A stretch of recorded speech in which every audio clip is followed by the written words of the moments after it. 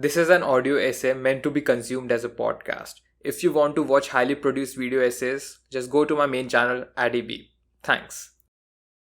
There are two types of influencers in the self-help genre now. First is the type of influencer who wants to be in everyone's good books by presenting himself as the mature, understanding, and a big brother role type of guy. And the second is the type who wants to make you realize how much weak you really are by just straight up turning the mirror towards you and saying, if you don't fasten your seatbelts now, this is what you're gonna be like for the rest of your damn life. I think the best two examples for me to take in contrast to these two people are Hamza and Sneako, just because they are in the same age range and already do not like each other. But little do they both realize, they both are different sides of the same coin. I'll divide this essay into 4 parts. Firstly, similarities between Sneako and Hamza. Secondly, the good in Sneako and Hamza. Thirdly, the good in Hamza and bad in Sneako. And lastly, my final take on both of them. So let me start with the first part, the similarities between Sneako and Hamza. Sneako's recent behavior has been quite questionable to the masses, but not a surprise to his viewers. Sneako has always been outspoken and unapologetic of his views towards society and the way people usually think. He even has a famous series called How People View You. That's how I discovered his content back in 2019. Whereas Hamza's rise to fame happened from 2021 onwards because of his authentic and personal experience with self-improvement. He has been pretty unapologetic with his views as well and does not really like the generic self-improvement culture that these influencers on the internet have created with their so-called tips and programs. Here are the following things that these both convey in their own way.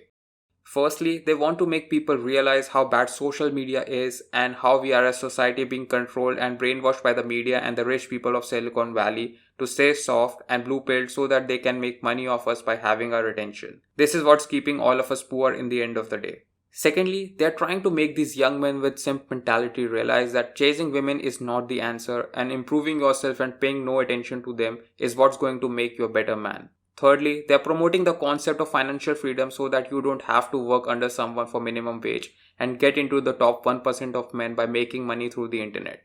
They both believe in improving yourself and not doing what majority of the masses are doing because that's what people in a herd do. But little do they realize they are creating a sheep mentality as a form of their fan base who can't appreciate another person's perspective. I think this is exactly why Sneako's fans doesn't like Hamza and Hamza's fans doesn't like Sneako. But I personally think they both are trying to share the same message. Let me sum up what they are trying to say with a simple quote. Hard times create strong men create good times create weak men, and weak men create hard times. Here you go. That's basically Sneako and Hamza's brand summed up in a quote. I believe that if you have watched Sneako and Hamza's content, then you agree with me that both of these dudes are somewhat similar to each other because of their core value and the message they are trying to share to the masses. But even though there's something good, there's always something bad to balance it out. After all, they are humans and cannot be perfect, no matter how hard they try. Sneako openly admits that, whereas Hamza finds a hard time to admit it sometimes, since he sees himself as a cult leader. Which brings me to the second part of the essay, the good in Sneako and bad in Hamza. Sneako has already mentioned to his viewers that do not come to his channel to idolize him. Just get entertained, get the value he's trying to give you as a creator, and then leave. Whereas Hamza wants to be seen as a leader by his viewers and be a role model for them, which is why he has to take a softer route to speak his mind. I think the good thing here about Sneako is that he doesn't care if you hate him. He truly does not give a fuck if you think he is crazy and losing his mind just because he is trying to wake these dumb people up. Whereas Hamza can't stand being hated or disagreed with because he has the image of a cult leader to maintain. And if he can't stick to it, he might just start losing people's trust that he has created over the past year. I think this is where Sneako excels Hamza because he comes more authentic to his viewers, while Hamza, even though he's trying to be as authentic he can be, comes off a little fake because he usually ends up contradicting himself in the future. Like Sneako openly says that he uses clips to gain a following and then sell that account, add an affiliate link in your bio to sell his course and get your money up. Whereas Hamza said let's make this Andrew Tate strategy wholesome by doing the same thing Sneako and Tate are doing. That is making their viewers share the clips from the channel to get free promotion out of it. Like Hamza was making videos about leaving social media and now he is asking his viewers to get on social media and start sharing clips to win £1,000.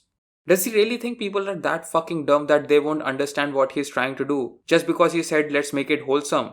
Come on, man. I think Sneako runs with the mentality that he got nothing to lose and Hamza runs with the mentality that he has to build everything and the people are looking up to him. This is exactly why Sneako made fun of Hamza and his fans, because they look up to him as a cult leader and would watch him do anything because their viewers think that everything that Hamza is doing has to be correct no matter what. He can never be wrong. I think the guy who doesn't care to be hated by the masses has more authentic and stronger presence than the guy who wants to be an inspiration and wants to be an example for the same people. But being too authentic and unapologetic comes with its own setbacks as well. And that has what made Sneako less empathetic, while Hamza still is a people's person and likes to think through their perspective as well.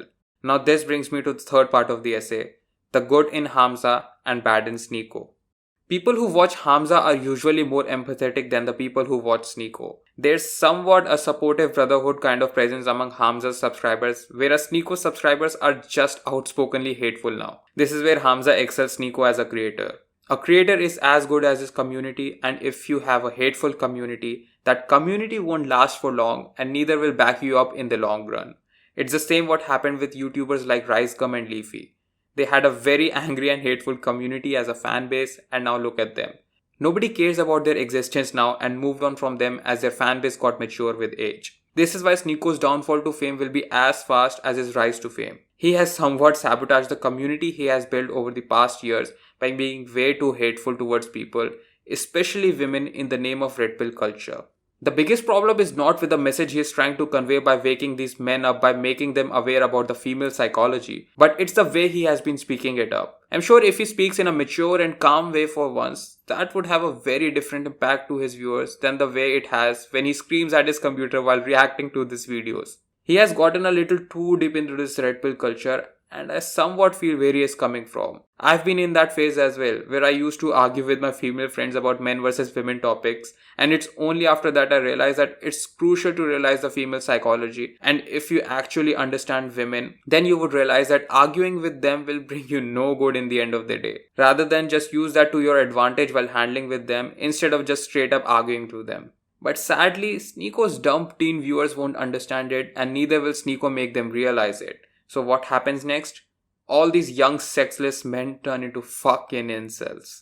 And what happens when they turn into incels? They start to repulse women instead of attracting them, which would only make them dislike Sneako in return. And this is where his community ends and won't last in the long run. But when it comes to Hamza, he has built his community with a positive outlook. His subscribers won't turn into incels because Hamza doesn't really make hateful videos targeting modern women, but rather make videos on the type of women his subscribers should attract.